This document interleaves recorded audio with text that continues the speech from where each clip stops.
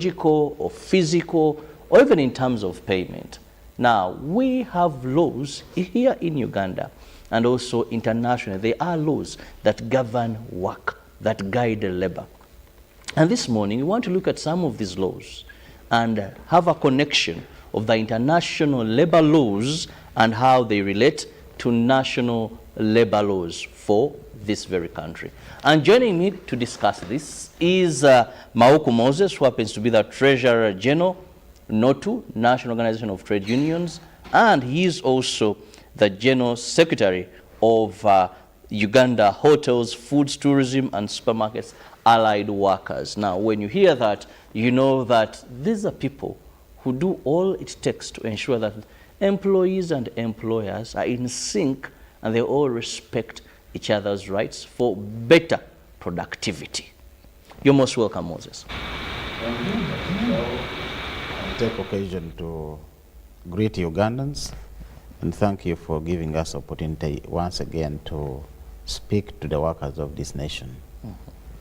To begin with, when we talk about workers and we talk about employers, you come from the union movement. Yes, please. Both at national level, which is National Organization of Trade Unions, and of course at the HTS Union. Now, Moses, when we look at labor in Uganda, and from just a brief summary and situation compared to international standards. Maybe to begin with is to appreciate the fact that we have a government that respects the rule of law to a big extent. Okay. In Uganda, we have about 8 relatively good labor laws. Relatively good labor laws as compared to other countries in Africa. I also want to state clearly that the labor laws that we have and all other laws emanate from the UN, the United Nations setting, in different components of the UN. The labor laws we have and enjoy in Uganda emanate from the conventions, treaties, protocols, and recommendations and declarations of the International Labour Organization, the ILO, to which Uganda is a member state. So most, if not all, these laws originate from there. Every year, beginning of June, end of May, and the first 2 weeks of June, ILO convenes what they call International Labour Conference, where all member states of ILO, which are actually the member states of UN, convene in the tripartite setting.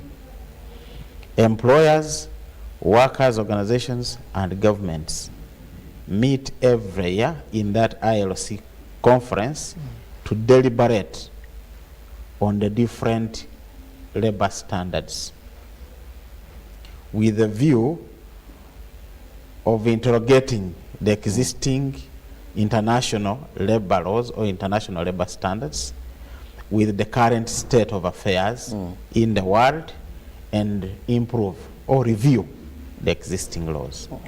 So basically the main component of the international legislation in as far as labor standards are concerned are referred to as conventions.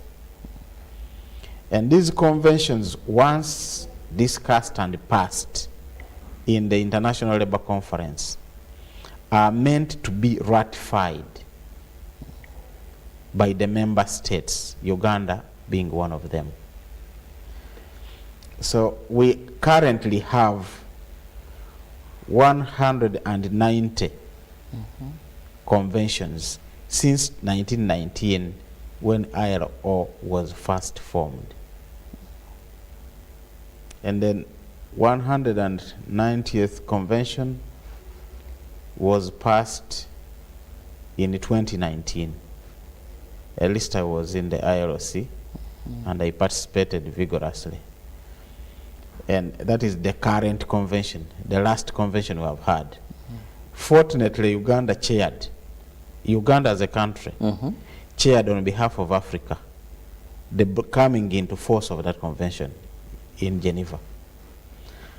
I am happy to note and celebrate the efforts by government that we became, I think, the 8th country around there to ratify this convention this year. So as workers, we are very happy that Uganda has taken that stride to ratify a convention that it chaired to pass at the ILOC. But Moses, we have ratified a number. Yep. We have had a number of commitments as government. In the health, you can talk about Geneva, all these Paris, all these conventions. But what is important is how do we implement them after ratification? Well, it's better to have food and fail to eat than not having food. Okay. So first and foremost is the government with other stakeholders has agreed to the principle of providing food. How to eat this food is a responsibility of not one entity, of not one agency. Implementation of laws is a multifaceted interest. It takes the multifaceted approach. All of us are concerned in implementing this legislation, this labor law, this legal framework and policies. It is the duty of everybody. Every person in Uganda has a duty in the process of implementation of a law. If you, the person that is affected by this law, does not know about the law, then how will it affect you? How will it be implemented against you? You don't even know about it. Unless somebody else sees that some law is being abrogated against this person, and then he takes it up, if he has your time. So first and foremost, it is incumbent upon yourself to get to understand the laws that affect you as a person in your individual capacity. And then you have obligations of the law and then derive the rights from the very law. You must undertake certain obligations as an individual. Then thereafter demand the rights that are given by that law. So the problem begins by people being laissez-faire situation. They don't mind, come what may. Those laws don't work. Ourselves, you get. Because they believe they don't work. They do work if you implement them the right way. They do work. But we have obligations. First, government has the bigger picture of obligation. Once these laws are enacted, once the conventions are passed in ILO, you have a duty to ratify. After you have ratified, popularize the different stages you have reached. Actually, they do very little when it comes to popularization of the laws. Even when you asked a very senior employee or worker in this country, he will not even name 4 labor laws out of about 9. He will not name them. And he doesn't know how they apply, but he's happily working because he gets a salary at the end of the month. People are most interested in payment. But I must tell you that payment is just one small component of what is due to an employee in the process of employment. And this salary we earn will never make you rich. What makes you rich are the general terms and conditions under which you offer your labor. Do you think people who are rich here use their salary to become rich? I absolutely. So what makes them rich? The environment under which they operate, the terms and conditions under which they Operate. work. For example, the allowances, the Exact- extra time and all. Yes. How many hours do you work? We may be doing one job, the same job. We go maybe to a school to teach. Both of us are teachers. My school has a collective bargaining agreement that determines that I should work for 8 hours in a day. And in case I work any extra hours beyond 8, I am paid overtime. Those are the terms and conditions. And for you, and both of us are earning 1 million per month. For you, you work 16 hours. I work 8 hours, and because that is the salary set. I work 8 hours and 1 million. You work 16 hours and 1 million. For me, my employer gives me lunch. Your employer doesn't give you lunch, but we earn the same salary. You have medical insurance. All those other terms. Sometimes even housing. But if you are to be asked how much do you earn, both of us earn the same. And we teach biology and English and whatever. Now, so the terms determine, for me who is working 8 hours, provided for by the law, I will have time to do something else after this job. So my real wage is far higher than your real wage, who works more hours. You know, employment is a little bit funny. An employer or employment will require you most times to provide time, the most useful time in your life, 8 to 6. Every day you are in a workplace. All your useful time, you only go back home to sleep. All the useful time you are with this employer. That is one of the reasons employment must have good, conducive terms and conditions of employment. Because you basically keep home to sleep, to rest, and gather energy to come and offer labor. So if you are not very clever, and if the job has poor terms and conditions of employment, then you will die poor. And we are supposed to work to earn a living and develop. Now, Moses rightly said we are ratified. We have a number of labor laws as a country, and we have unions and other people in the labor movement that push for implementation, popularization of these laws. Yes, please. But there has always been a problem that we have also high levels of unemployment, that people see a job as an opportunity, as a miracle. When someone and employers know this, because you tell you if you can't work under these terms and conditions, there is someone, if I left here today, there's someone who is willing to work half what I earn. Yes. And another one willing to work quarter of what I earn. So the workers are very vulnerable. What is they are most the mercies critical, of the employers. You know what is critical, Robert, here? Is for you have been at UBC for I don't know how many years. The skill with which you do your work, even when they brought a professor here, he cannot do what you do until he's trained to do what you do. With his professor papers, he cannot be a journalist only if he's a professor in journalism. So people are trained formally through the education system, but people also trained practically on their job.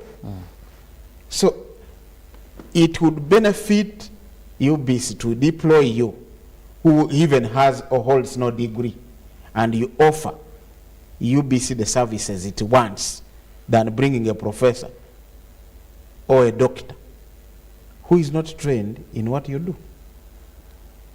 Training takes a little bit of time and resources. And it's not about, if an organization emphasizes cheap labor, it will never develop. If it develops, it can never develop at the same pace it would have developed if it emphasized optimism. Don't go for only cheap. There are many people who are out there without employment. Not everybody will do every work, every type of job. There are specifications. And it would be maybe an informed employer to imagine or to assume that every day you are going to go to the streets to employ people. I the fire, employment I process, recruit. yes, the employment process itself is a cost to the organization. Then only if you stand somewhere and point at people, you come and work. In an organization are casual in nature. There are those that are profession, the blue collar, the white collar jobs. Even when there are students being passed out every year, they do not have the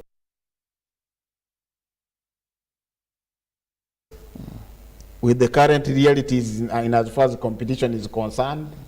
That is why they insist on having Chirabo year in, year out, because the company benefits out of your experience and your skill.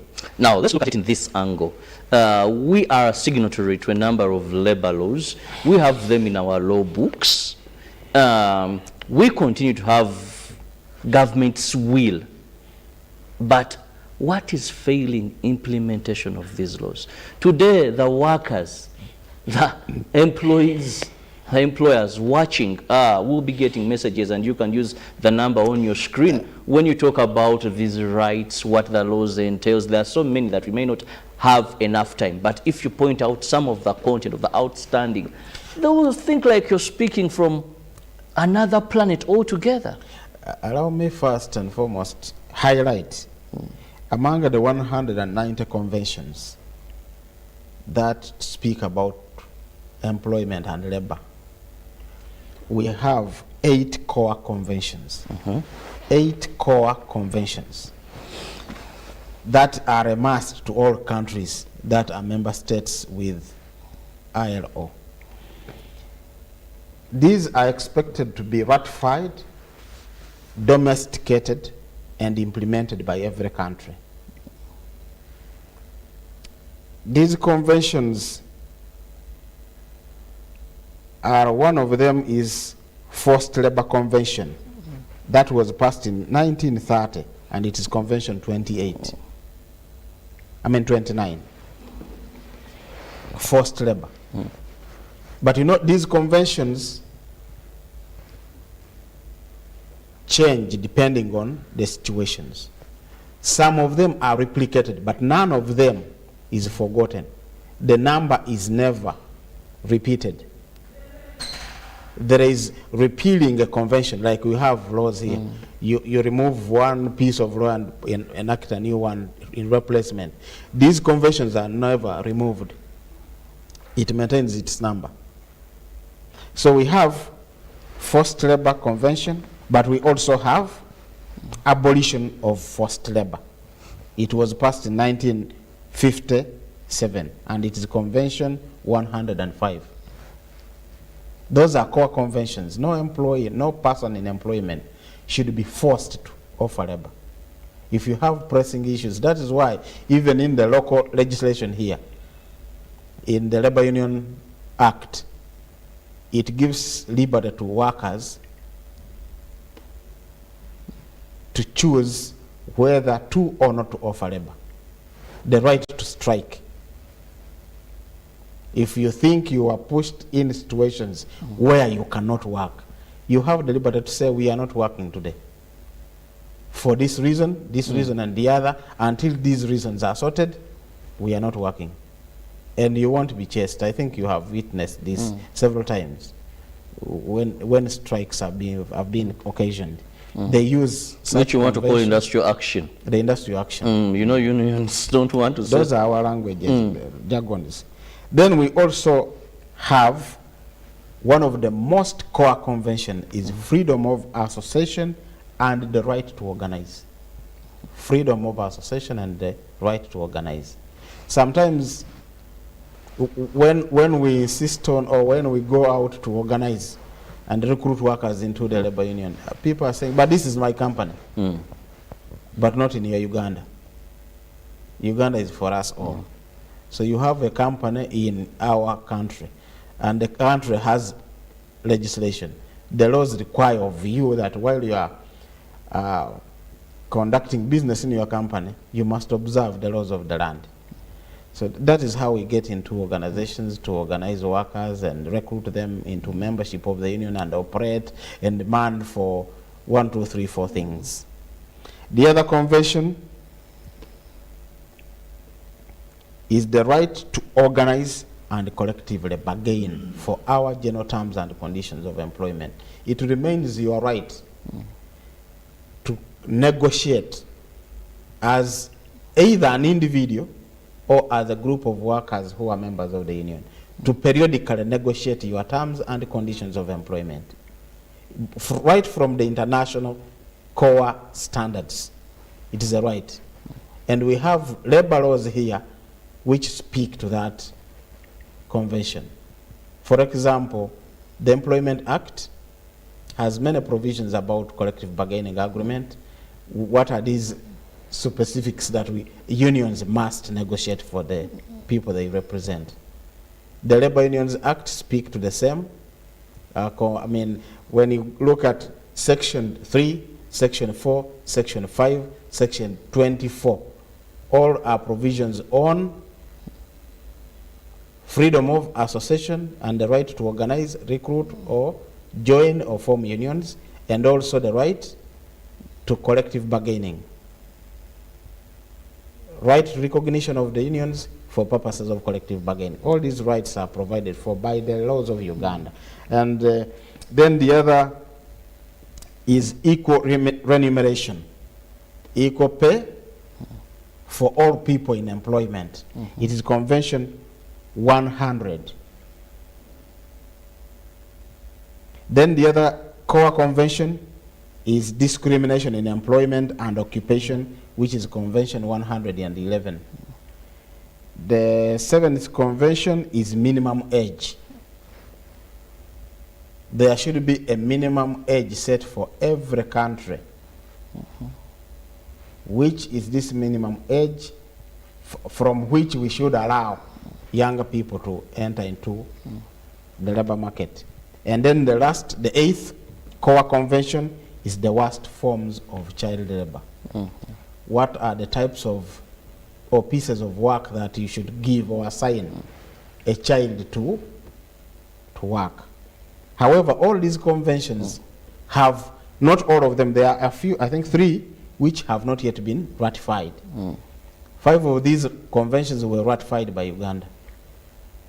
But some of the conventions not ratified fully, sometimes are ratified in pieces. They may pick out a few key components and ratify or implement in another law. So when it comes to the level of reporting on a convention, Uganda will say, we have not ratified on minimum age, but we have a law that determines minimum age. So they may be excused for that fact. Now, what is interesting, I have about a number of messages. Yes, and please. All, thank you, Cricket Gargamel, thank you, Richard, her name is a bit, but all of them point to one thing. They are saying, we have those laws, but they have not served the purpose, and to us we think they never exist, or they are for the Mawukus. Richard says that. Another one comes in and says, but why are people being tortured, harassed, their rights you're talking about violated, yet we seem to have no redress or place to run to? So many are questioning these. Like I was saying in the beginning, implementation of these laws is not a one-man's show.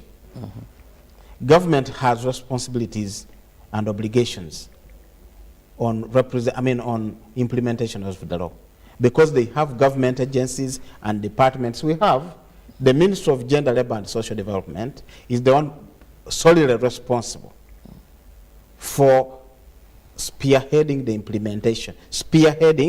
implementation of all the labor laws and all the international labor standards.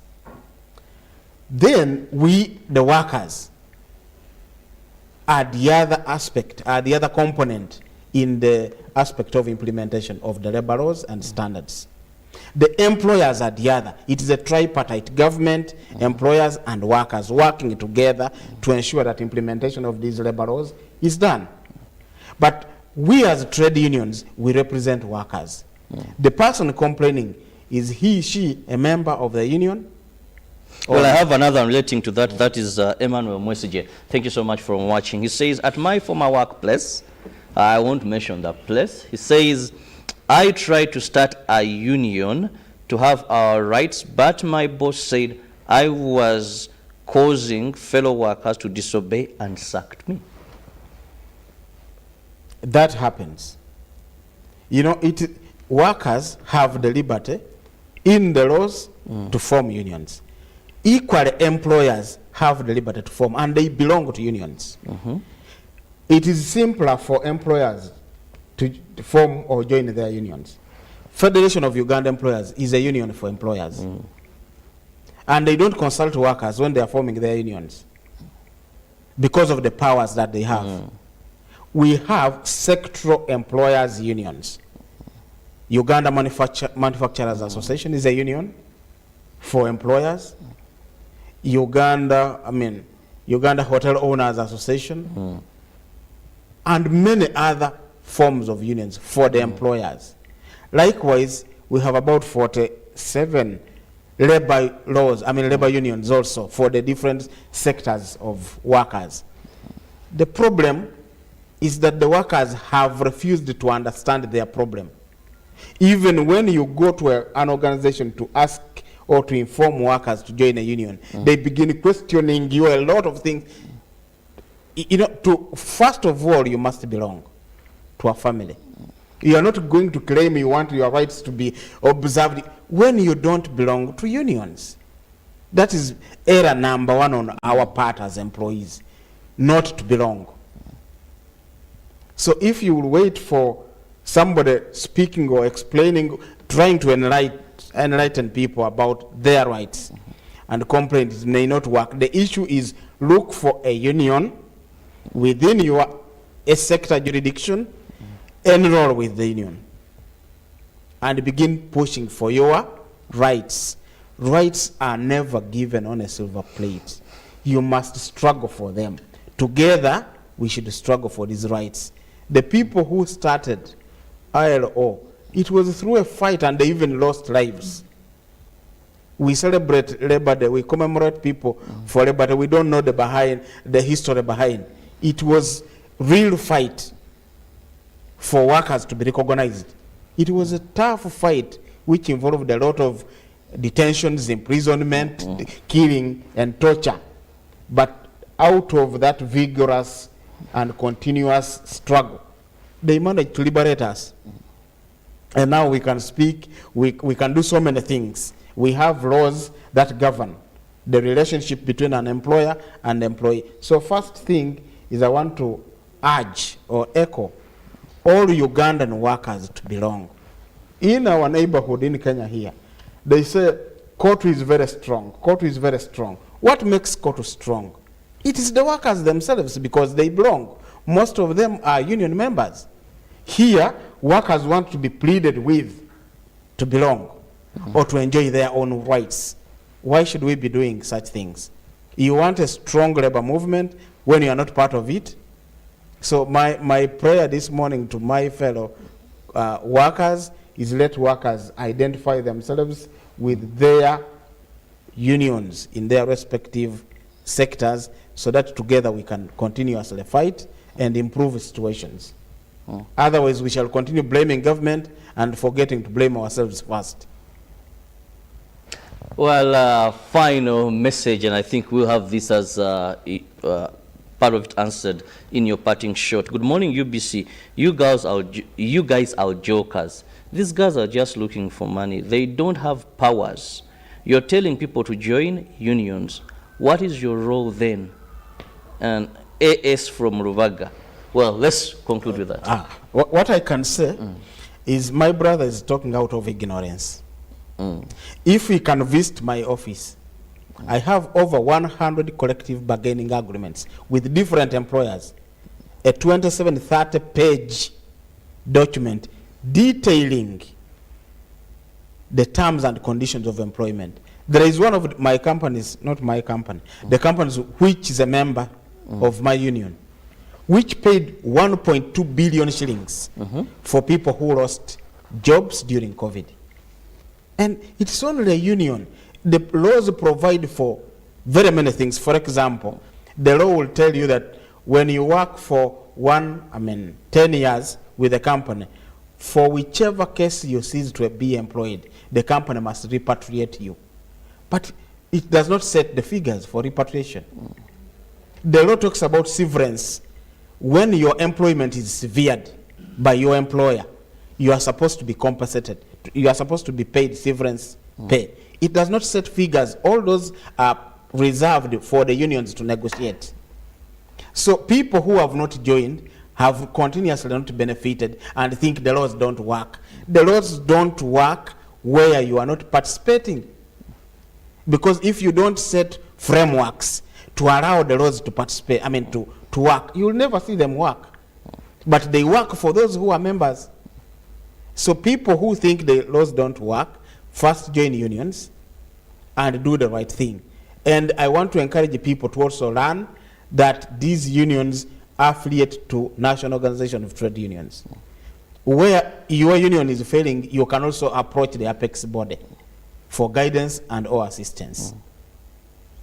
Well, I just want to thank you so much, Moses Mawuku, who is the Treasurer General, National Organization of Trade Unions, and also the General Secretary of Uganda Hotels, Foods, Tourism, Supermarkets, and Allied Workers. One thing is the laws are there, but the law also provides that you can push for your rights through your union. So wherever you are, make it a must that you belong to a union that looks at your category, so that together we can stand. And I like some bit of the anthem of unions, solidarity. We stand solidarity forever. Have a lovely day. Ruben is here with sports, and of course keep it with us on UBC TV. Good morning.